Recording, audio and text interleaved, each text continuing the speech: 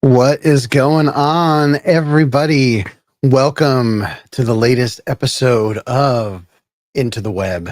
I am Phil Rossi, host of the Don't Turn Around podcast, and this show is all about searching out the dark corners of the internet for whatever strange stories that may be out there. And believe you me, there are so many of them. This live show, is an extension of the Don't Turn Around podcast in the sense that these unexplained events are happening every day to so many people out there. And these are experiences that are being shared by everyday people like you and me. As I mentioned, this show is an extension of the Don't Turn Around podcast. This is a live show. If you are joining us live, thank you so much for being here today. If you are listening to this on the Don't Turn Around podcast feed, which is where this will appear every other week, thank you so much for listening. Thank you all for being part of the Don't Turn Around community. Please consider swinging by Apple Podcasts, swinging by Spotify, leaving Don't Turn Around a 5-star review. It only takes a handful of seconds to do this. And the impact this has on the show, the impact this has on getting these stories out to more listeners is immeasurable. So thank you in advance for taking the time to leaving Don't Turn Around a 5-star review. Thank you to the Patreon pledges.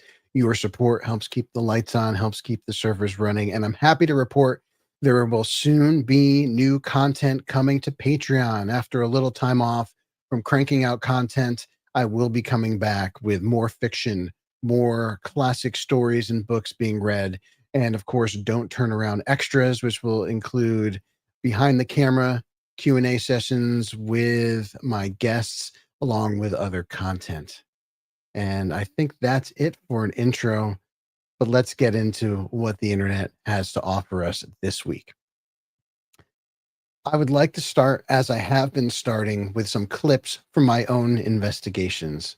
I was fortunate enough to join Old Spirits Investigations, my paranormal investigation crew, for an extremely special investigation of the Trans-Allegheny Lunatic Asylum. And believe me when I say this location did not disappoint. And for me, it was particularly meaningful with respect to my own connection to the paranormal, or rather even reconnection. This past year has been a very long year for me in my personal life, and I've done a lot of growth and a lot of healing. But through that time, I was finding it a challenge to reconnect with the paranormal, to reconnect with my passion for investigating. And this investigation in particular was like being struck by a bolt of lightning. Instantly, the passion was back, and I'm so grateful to West Virginia Paranormal Investigations and to Restless Spirits Investigations for reaching out to us and inviting us for this incredible opportunity. The investigation was amazing. We had a ton of responses on our devices. We saw shadow figures. We heard disembodied voices and unexplained sounds of movement and captured a number of incredible EVPs. And so that is where I would like to start today is by sharing some of the EVPs that we captured. Now, I'm only going to share a few because this full investigation will debut on season 5 of Old Spirits Investigations. If you're not following Old Spirits, if you're not subscribed to Old Spirits, make sure to swing over to YouTube. That's youtube.com/Old Spirits Investigations. Get subscribed, enable notifications. You'll know when content is dropping. And while you're at it, of course, while you're watching this episode, make sure to subscribe to the YouTube channel if that's where you're watching and enable notifications so you know when new content is dropping. And let's get into the first clip.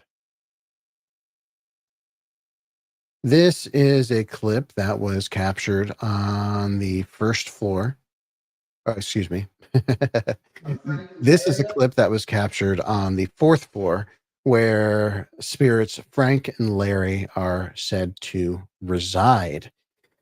So let's give it a quick listen. And I won't say anything for the first pass through as I usually do around here to give you a chance to see if you can suss out what we have picked up by way of an EVP. So let's go.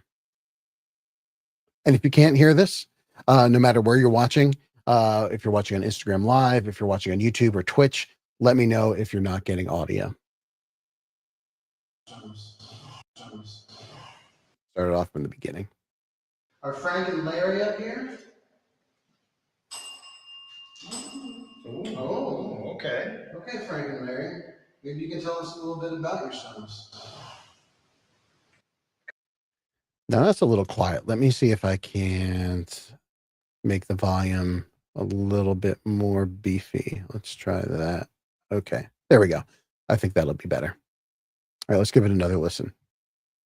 Are Frank and Larry up here? Oh, okay. Dead bell okay, Frank going off, very active. Maybe you can tell us a little bit about yourselves. Because that's why we're here. So you'll hear it right there. Unfortunately, I got a little of my voice where I boosted the volume, but let's listen right from this spot. You can tell us a little bit about yourselves. So very clearly, at least I'm clearly hearing a no right here. And let's listen to the whole thing through one more time.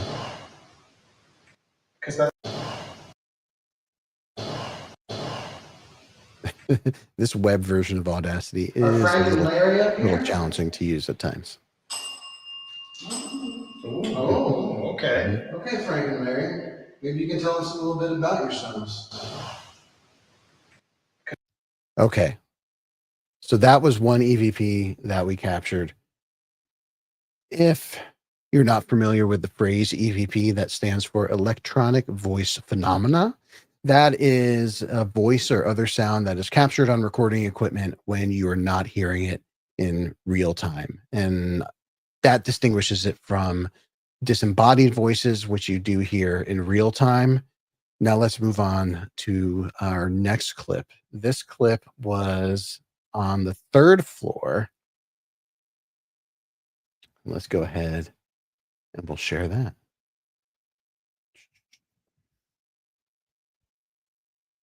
All right. Let's beef up the volume here. And you can see a little bit of the workflow here. This is honestly is not where I do my primary audio work for EVPs. I'm not able to share that software with audio, unfortunately. But I do quick spot checks in a platform called Audacity, which is free. If you are wanting to get into investigation and you're seeing audio software as a major obstacle, I would seriously consider Audacity. This is a platform that has been around forever, and they are constantly updating, including bug fixes and new features. And it's my go to for quick work every time. All right, let's give this a playthrough from the beginning. You.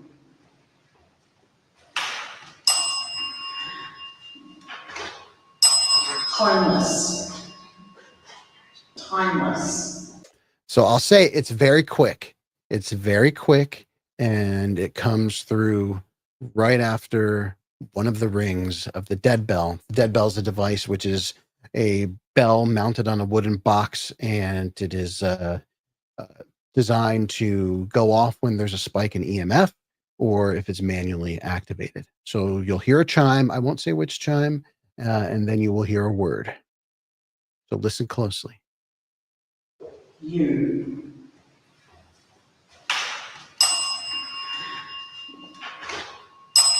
Timeless. Did you hear it? It's right after the second chime. So let's go ahead and drill right into that section there. All right. Maybe I can zoom in too. There we go. Timeless. Timeless. So what it sounds like to me on this one is nurse. Timeless. Timeless. Timeless. And that one, oh boy. Oh boy. Did that one really surprise me? It's interesting on these investigations when we are catching EVPs. Sometimes they can be sandwiched in between other pieces of audio. Sometimes, unfortunately, they can be over our own voices. So you really do have to listen with a critical ear. I will say it is a skill that has developed over time. I've found that going back to older recordings, I'm picking up EVPs that I missed before. And the way I look at sharing EVPs is this. There are EVPs that are for your own personal wow factor, that you know that you caught something that might not be easily appreciated by a broader audience. And then there are EVPs like this that really stand out. Why don't we play that one more time? Because I do love this one. I do love this one. I love it because it is contextually, as a piece of evidence, it fits. We are at Trans Allegheny Lunatic Asylum. This is a location that had many nurses. And in fact, there's a spirit of a nurse that says to walk these halls. So let's give that one more listen and then we'll move on. Timeless. Timeless. And you can hear Pip, T's wife and our member of OSI, you can hear her speaking. Timeless. And you can hear there's a difference in audio quality too, between her voice. Pip's voice is a bit louder. There's more reverb to it. This voice has almost no reverb on it whatsoever. Timeless. Just wild. Just wild. All right. I've got one more to share from this investigation, and then we will get right into our clips for this week. So let me go ahead and pull that up.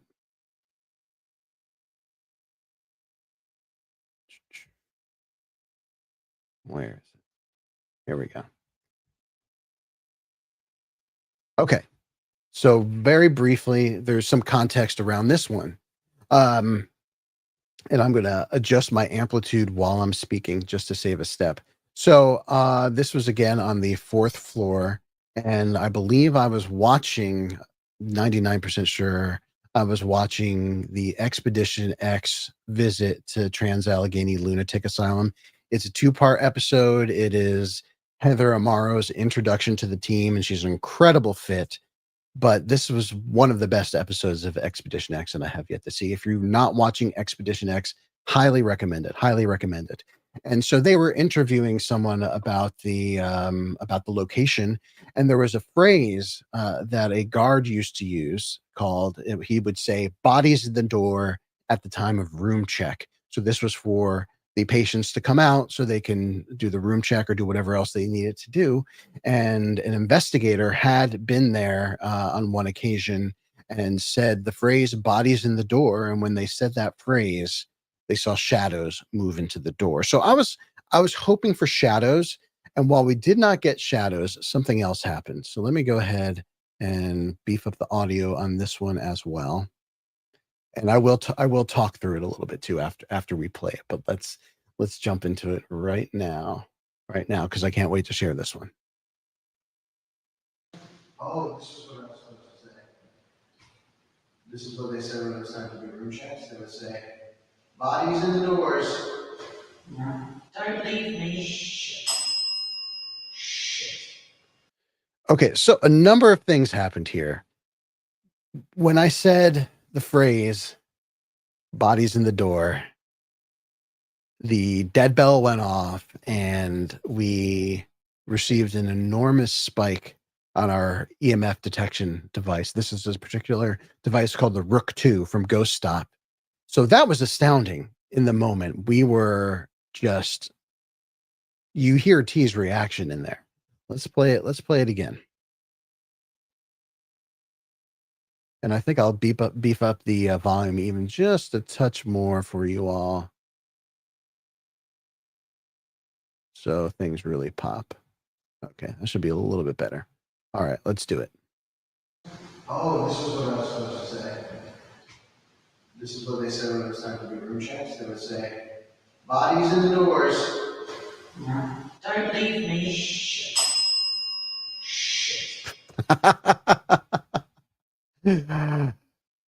I love T's very, very real reaction right there in the moment.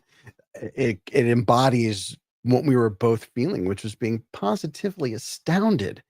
What we did not realize was when these devices were going off, we captured a voice. We captured a voice. So let's play it now. I'll play it from right before the voice. "Bodies in the doors." Don't leave me. So it's right between me saying "bodies in the door," Pip saying "don't leave me," which she was getting off of Ghost Tube. "Bodies in the doors." Don't leave me. To me, it sounds like someone saying "now." Don't don't leave me. And then the full clip in context. Oh, this is what I was supposed to say. This is what they said when it was time to do room checks. They would say, "Bodies in the doors." Don't leave me. Oh, wow. So it could be saying "now." It could be saying "no." Not sure. But to me, it sounds like "now." If you think it sounds like something else, feel free to drop it into the Instagram live chat, drop it into the Twitch or YouTube chat, or leave a comment on this video if you're watching it after the fact. If you're just tuning in, welcome to It Came From the Web, episode 5. I'm Phil Rossi, host of the Don't Turn Around podcast, and very happy to be sharing with you some spooky findings of my own, as well as those that I've picked up along the way searching the internet. Okay, first clip is a Reddit post. Reddit is a wealth of paranormal goodies. You do have to dig, as with any corner of the internet that is sharing paranormal tidbits. There's a lot out there that is very clearly fake. And one of the tenets of this podcast is understanding that there are a lot of hoaxes, fakes, Photoshop, and AI jobs out there, and that's to go in with a healthy skepticism about this stuff. But this is a podcast for those who want to believe, that are willing to suspend their disbelief and going with a skeptical eye, but also go in with that, that burning heart of a true believer. And with that being said, let's go ahead and we will share from Reddit. Okay. So this is a Ring camera figure. So let's go ahead. We can make that a little bit bigger. So on first glance, right, when I initially looked at this one, I didn't know what I was looking at. I didn't know what I was looking at until I studied this image for a little while, and my eyes were drawn over to this right-hand side of the screen. And I looked at it, and I said, "So what in the world is that? Is that a tree stump? Because you see there's some tree stumps around here." But it was, it had this white tip to it, and I said, "This could possibly be a figure." What I love that this poster did was they posted a comparison shot of the daytime with a person standing there in the space as sort of as a stand-in model for this. But let's jump back here and take a look. Now, Ring cameras are notorious for not having the best image quality. That being said, it is somewhat compelling. Now, let's take a look. Just jump back again, standing in roughly the same spot. You can notice his height here in the image. And then let's go back to the nighttime image. That, again, could be a slightly different angle, does appear somewhat shorter than him. My other theory is that this could also be a deer with a white kind of floofy, cute deer tail grazing on the grass. That's the other possibility. What do you guys think? Do you think this could be a deer, or do you think they maybe caught something a bit more unexplained on their Ring camera? We're seeing a lot more Ring camera footage out there, a ton more Ring camera footage, security camera footage. I love it. I think it's a really neat way to share some of this strange stuff. Now, a lot of it can be panned off as wildlife. A lot of it can be panned off as insects. But then what you're left with is the more hard to explain. And again, things that are happening every single moment of every single day, these manifestations of something unexplained, which supports a theory, which is a theory that I lean toward, is that spirits are all around us. Spirits are all around us. And seeing this evidence come up on people's security cams, Ring cams, seemingly at random, appears to support that theory. And I love it. I love it. That sounded like Siri, but it was not coming from my phone. So I don't know. I don't know what that was all about. Siri was saying that something had gone wrong. Okay, next clip we have coming up is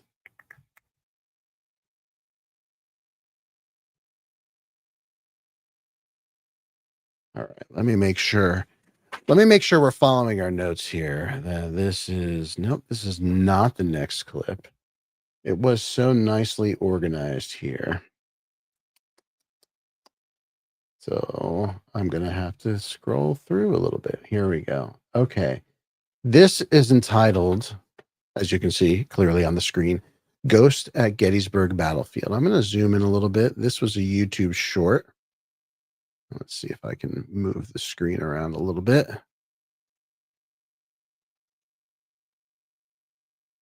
Okay. Well, the part of the screen that counts is in there because it doesn't want to scroll down any further. Okay, let's go ahead and hit play. I'm going to want you to pay attention to the area by these cannons up here. This is dash cam footage, I think, or the driver's holding their phone.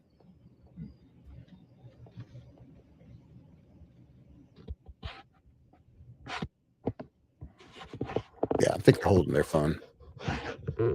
Which I don't know how safe that is. Okay, okay, let's pause it. Let's pause it. Let's see if I can back this up at all. The day has arrived. That's why this becomes a challenge, doing these like this. All right, so we're just playing it again. Now watch very closely. So you almost can't see it. You almost cannot see it. Right there, and then over to there. It is so quick, So quick. Let's go ahead and reload that, and we'll show it one more time. Now, you do see some artifacting from the camera, right? As he's coming around the corner. And there could be other further compression artifacts from this being uploaded to YouTube. But there it goes. Wow. I gotta watch that one more time. I don't know about you, but let's watch that one more time. Let's watch that one more time. We're cruising through Gettysburg. Very haunted, very, very, very powerful place.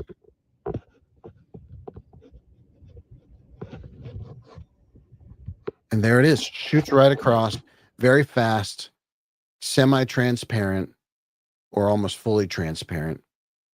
Wow. I don't know what to make of that. I do not know what to make of that. Again, if we're being honest, could be a camera glitch. Could be a camera glitch that happens to be in the shape of a person. So that's a pretty coincidental camera glitch, but I thought that looked pretty darn good. That was pretty convincing to me as being something unexplained. As being something unexplained. Back to the notes. Okay. Back to Reddit. Back to Reddit we go, gang.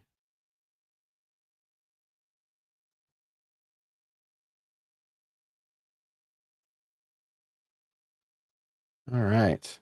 Time to read. And you're welcome to read along. And if this is your first time checking out the stream, thank you so much for being here. No matter where you're watching, make sure you follow in some way, shape, or form. If that's on YouTube, subscribe. If that is on Twitch, follow. And if that is on Instagram, follow. And make sure to send likes and do all that great stuff and interact, because that does help get this out to more viewers. All right, this is entitled, this is from the paranormal subreddit. It's entitled, Worked at Windsor Castle's Royal Library for over a decade, and it was haunted, in all caps with 2 exclamation points. Hi. I used to work at Windsor Castle, specifically in the Royal Library from the late 1980s until I left in 2003, after my 3rd child was born. I wanted to stay home with my kids, and honestly, after everything I experienced there, I was kind of ready to be done. So that piqued my interest, that they were ready, that they were done after what was a 23-year tenure.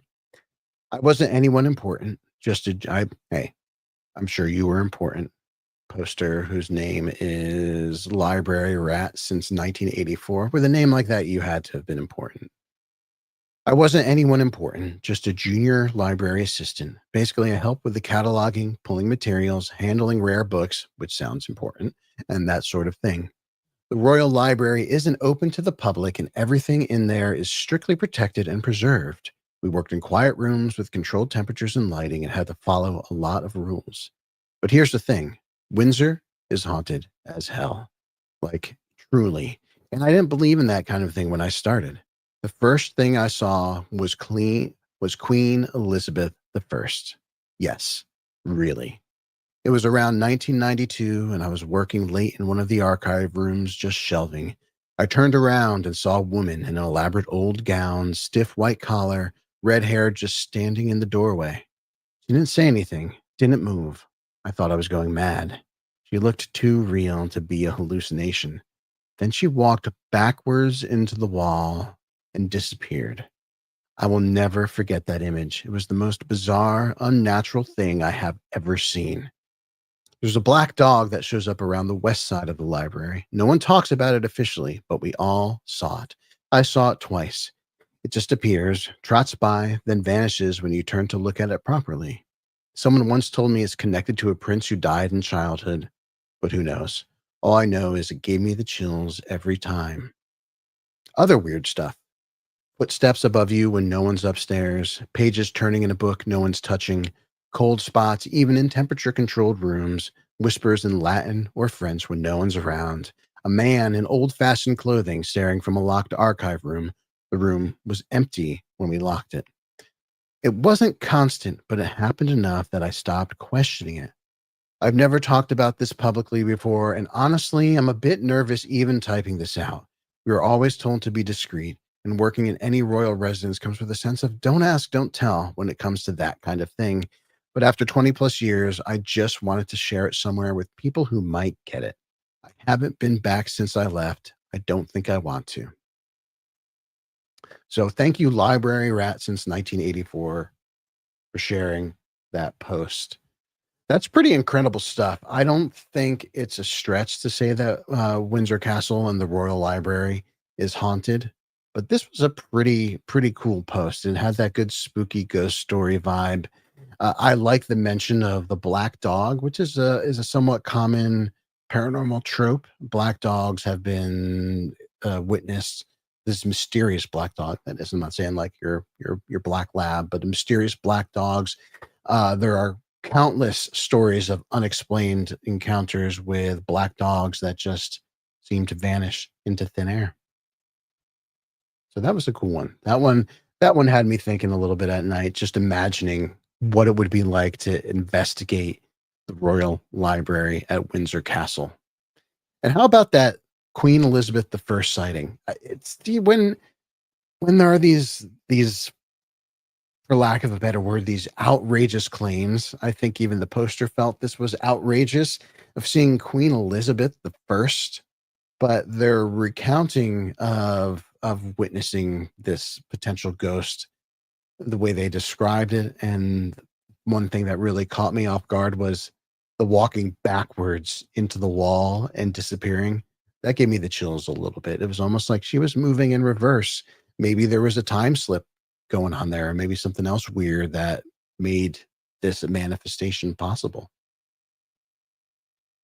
All right, moving right along. What do we got up next? Up next is gonna be this is a shorter one, I believe. Let's take a look. All right, this is entitled "Cleaned a Dead Woman's House and She Didn't Want Me to Leave Her Things." So I want you to take a good long look at what appears appears to be a handprint, right? And it's strange because you would expect maybe the handprint to be red. I don't know. It's a little strange in and of itself as a handprint. Okay, cleaned a dead woman's house and she didn't want me to leave her things. Posted by Laura Pickles. Laura Pickles. Laura Pickles. Let me just say, Laura Pickles, if you're out there and watching, I love your handle on Reddit. Okay, let's focus here. This story gives me shivers every time I think about it. A friend of mine invests in foreclosed homes and invited friends and family to come take whatever you want from a home he was buying. When I got there, it was cluttered to hell and smelled awful. Food wrappers, expired milk, recipes from years ago. It was filthy. There were about 15 of us, masked and gloved up, scraping whatever we can find, but as we dug deeper into the mess, it became sad.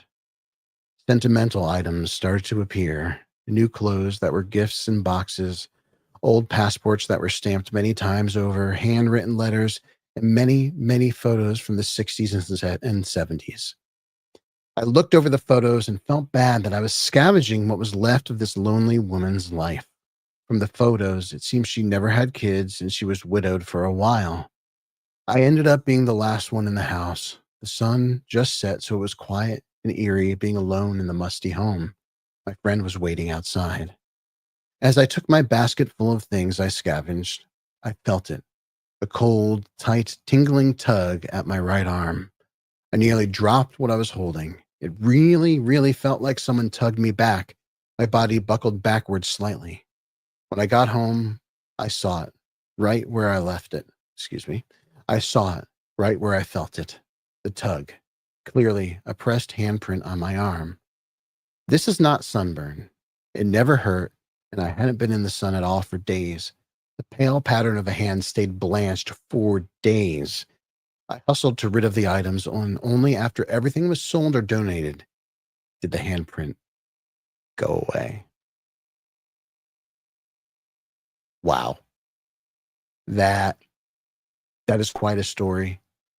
that is, I mean, on the surface, it's a brilliant ghost story with some fantastic associated media. What a great picture of a handprint. But I think there's something even more important in this story.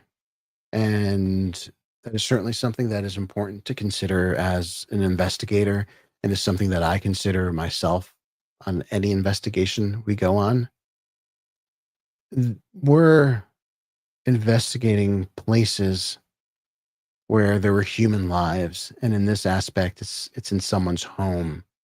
And I love how it's almost a beautiful metaphor when you start peeling back the layers of a haunting, and first you have claims, but then you get down to the humanity, and that this was a person that had lived, had loved, had felt grief and happiness and ultimately loneliness. And so I understand how Laura felt that sadness in that space, and maybe even was picking up on the sadness of whatever was in that space. And it also makes me wonder, when she felt that tingling tug, which I do like, that's how she described it, as a tingling. I've been fortunate enough to have been touched on my arms, on my head, on multiple investigations. Sometimes it can feel as delicate as walking through a spider web.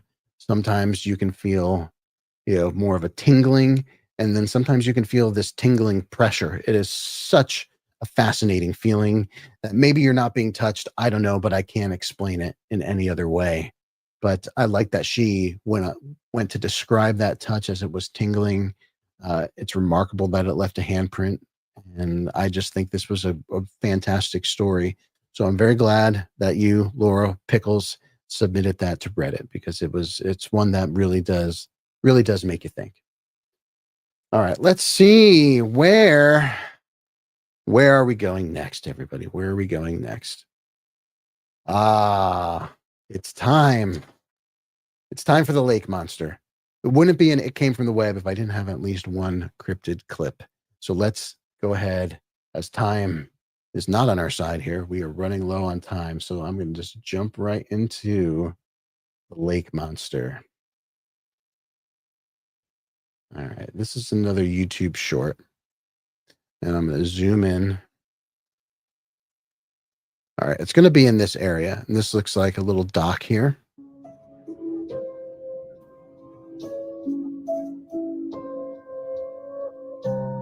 Here. Wow, what in the world is that? That's that's pretty crazy. If this is not an AI enhanced video, which it could be, but what in the world?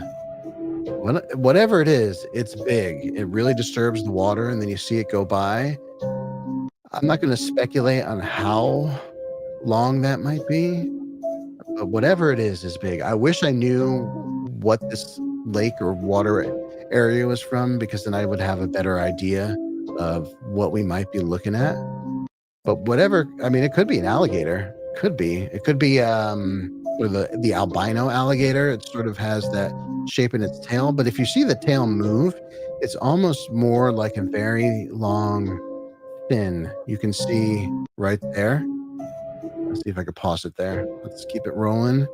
Keep it rolling. Keep it rolling. Keep it rolling. And pause it there. So it's almost like the tail extends, and then it looks like here, now that I've paused it, let's see if I can zoom in a little bit for you. Hey, look at that. It looks like this could be a fin, right? I don't know. I see we have some folks from Florida in here. Maybe you can drop some comments in the live chat if you've seen anything like this in the wild waterways of Florida that can be explained as being wildlife. But let's let that roll one more time while we enjoy the music that every paranormal clip seems to share in common. Yeah. Whatever it is, it's a good size. It's not easy to identify it as much of anything that I'm aware of, but granted, like I said, I'm no expert. I'm no expert. But boy, do I love the concept of river and lake monsters? One of my earliest and most favorite cryptids was the Loch Ness Monster. I would get so many books from the library about this beast. I was so fascinated. I loved looking at the pictures. I was heartbroken when some of those old photos turned out to be hoaxes. That is to be expected, and that's what this could be. This could very well be a hoax. But if you're new to It Came From the Web, if you're just joining us, I'm Phil Rossi, host of the Don't Turn Around podcast.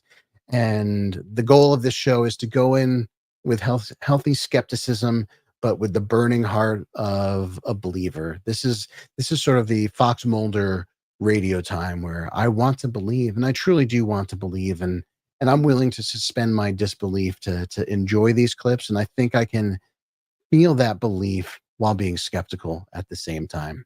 What do you think of this clip? Do you think it's a lake monster? Do you think it's an albino alligator? Do you think it's something else that is explainable by nature? Or could it be something unexplained? All right. Let's go from the river to the skies.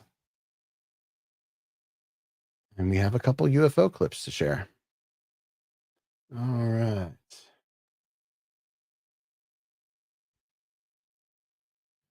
Okay, this first one is entitled UFO from Plane Window. This one's been seen a few times on social media. I do like this clip. I think it's a fun one. So you have to wait for it. They're probably filming the clouds, or maybe they're filming out the window to create this, but boom, there it goes by. Now, I've seen this on a number of UFO shows. I was showing this to a friend, and they hadn't seen this clip. And I was surprised enough that I wanted to include it in today's show. But watch it go. Woof. Now, what in the world are we looking at here? Clearly, it is a diamond-shaped object. Now, let's see if it does anything with the clouds when it comes through. Okay. So we zoom in, and it does seem to be partially obscured by the clouds. Again, the quality is not the best. There we go. That is a good pause. Look at that. Wow. Look at that. I mean, it is almost perfectly a diamond shape.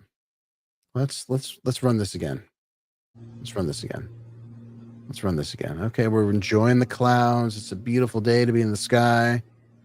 Beautiful day. And then boom. Now, it's hard to say how fast that's moving, right? It's really hard to say because, of course, the plane is traveling at hundreds of miles per hour. So you kind of have to use the clouds as reference. And in using the clouds as reference, it's moving fast. It's coming right toward that plane. I wish we could get a better sense of just how big this thing is. But I'll tell you what, though. I will level with you, much to the chagrin of my family, because they get really bothered when I say things like this, but I would be over the moon if I looked outside of a plane window and saw something like that. I don't want to say desperate. I want to shed this in the wrong light, but I'm ready. I'm ready for that UFO encounter. I did, believe it or not, when I was young, and I'll share this briefly, I did have one encounter with a triangle-shaped UFO. I was about 10 or 11. I was trick-or-treating with my buddies. It was a dark Halloween night. It was cold, so the stars were extra crisp. And we're coming up this road, Old Farm Lane, and I'm looking up at the sky.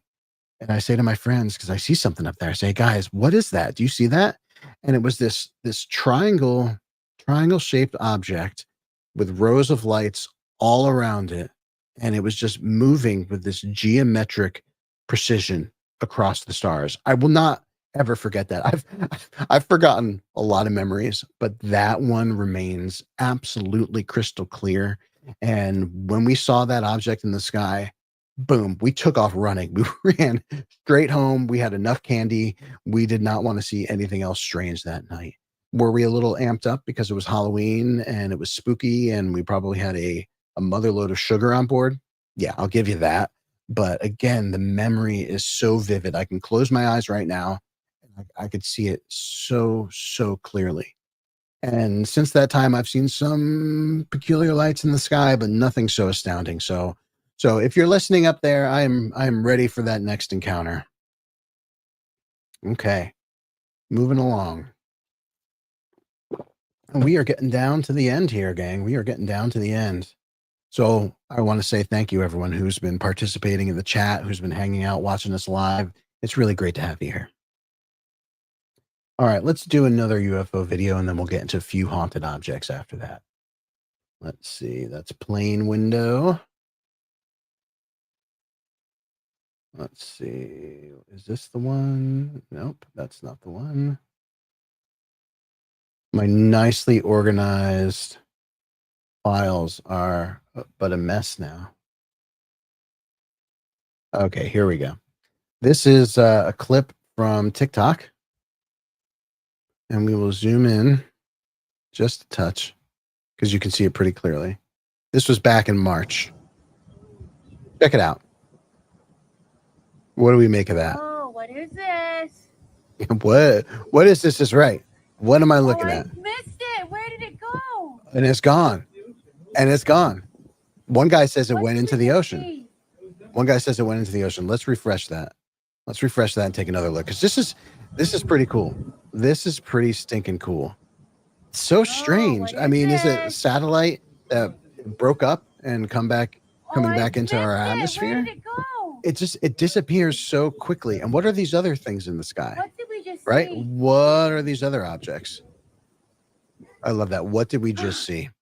That's one thing that I do pay attention to when I'm doing these videos is the reaction. Oh, what is Is the this? reaction. And this does seem like a pretty I sincere missed reaction it. to Where me. did it go? Went into the ocean. What did we just see? Yeah, holy crap is right. That's a pretty good clip. I find that to be pretty darn compelling. Pretty darn compelling. And again, you're hearing all these stories about UFOs, just or UAP. Excuse me. I'll say UFO till the end of days, but UAP is just diving down into the ocean, and it makes you wonder: are they coming from the ocean in the first place? Are they not coming from outer space? And that's only one possible explanation of the origins of these things. They could be coming from anywhere, but there are a lot of sightings over water, right? So it makes you think there has to be some correlation with water. All right, gang, it's time. It's that time. I was actually asked to include this in this week's show by a number of viewers. We're going to do a haunted object here before we call it a day. Let's see. We will do this one because we don't have time for all of them. Okay, this is a haunted vintage handmade doll, spirit vessel, paranormal object, active spirit that is available on YouTube for the cool price of $100. And as I said last time I showcased some haunted objects, if you are so inclined to pick up this object, I would love to hear from you if you have any experiences. I mean, it's like creepy cute, I guess. Like I almost feel kind of bad for this doll because look at his face. It's like it's saying, "I'm not haunted. I'm just a doll."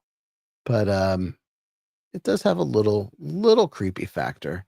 I mean, it looks like a doll that was from a kit, right? Make your own doll kind of kit, because this is very clearly drawn on. So I'm thinking some little kid made this.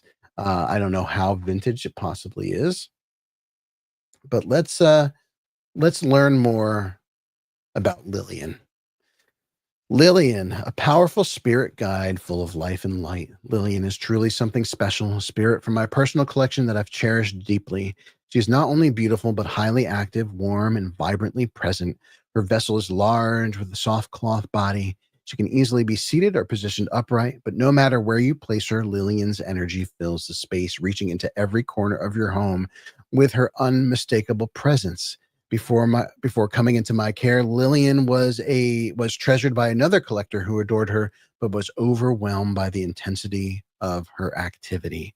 Now, we don't have time to read this full description, so we're going to go through some of the claims. When Lillian arrived here, she opened up and showed incredible responsiveness. She interacts strongly with energy tools. She lights up motion triggered balls, bullet lights, and consistently sets off my K2 meter and REM pod when spoken to. So that's why I would love someone to pick this up, right? That's why I would love someone to say, "Hey, I got $100 to burn. I'm gonna pick up Lillian and I'm gonna see if this happens." And in fact, if you do that, invite me over for dinner because I would love to be part of that.